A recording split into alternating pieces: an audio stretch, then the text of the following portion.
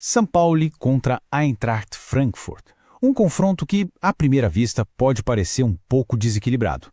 Mas será que os números concordam com essa impressão inicial?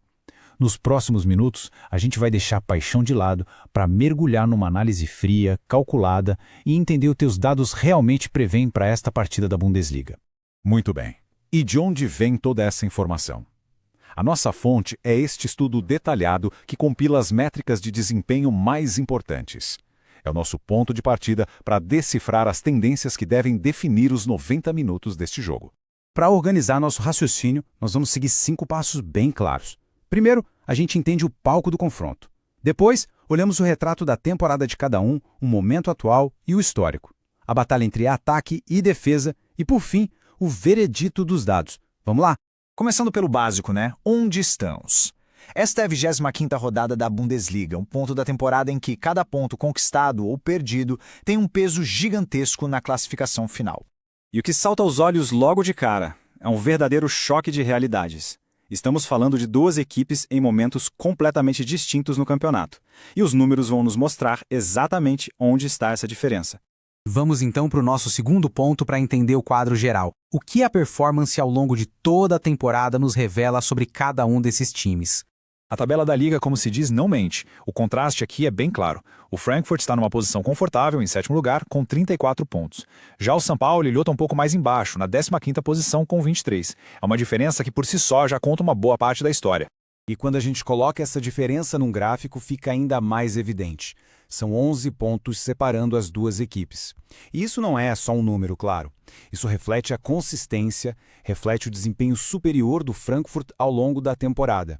Esse é o panorama. Certo, já vimos o filme completo da temporada. Agora vamos dar um zoom. Afinal, o futebol é feito de momentos. Como as equipes chegam para este jogo especificamente? E o que o histórico de confrontos diretos nos diz? E é aqui que a análise começa a ficar muito interessante. Temos uma virada na narrativa. Apesar de estar pior na classificação geral, o São Paulo vive uma fase considerada regular, enquanto a do Frankfurt é classificada como ruim. Isso muda a perspectiva, sugerindo que o time da casa pode chegar com mais confiança. No entanto, se a gente olhar para o confronto direto, o famoso head-to-head, a vantagem histórica pertence ao Frankfurt, com 56% de aproveitamento contra 39% do São Paulo. Então fica essa tensão no ar. O momento recente favorece um, mas o peso da história pende para o outro. Vamos avançar para ver como isso tudo se traduz em campo. A nossa quarta sessão nos leva para a batalha dos gols, analisando as capacidades ofensivas e defensivas de cada lado. Para entender o potencial de ataque, a gente precisa falar de Expected Goals, ou XG. De uma forma bem simples, essa métrica não conta apenas os chutes, mas ela mede a qualidade de cada um deles. Um XG alto significa que o time está criando oportunidades muito claras de gol. E este dado aqui pode ser a grande chave da partida. O São Paulo tem uma média de gols esperados de 1,72, bem acima do 1,32 do Frankfurt. O que isso significa na prática? Que, jogo após jogo, o time da casa cria chances com maior probabilidade de entrar. A qualidade das finalizações é superior.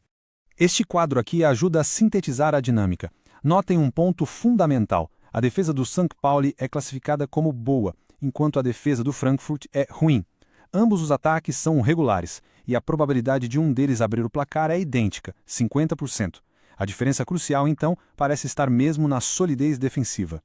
Então, vamos juntar todas essas peças: a classificação, a fase atual de cada um, o histórico e as métricas de ataque e defesa.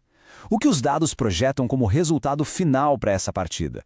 E aqui está o veredito dos números. Olha que curioso. A maior probabilidade isolada, com 12%, é de uma goleada do São Paulo.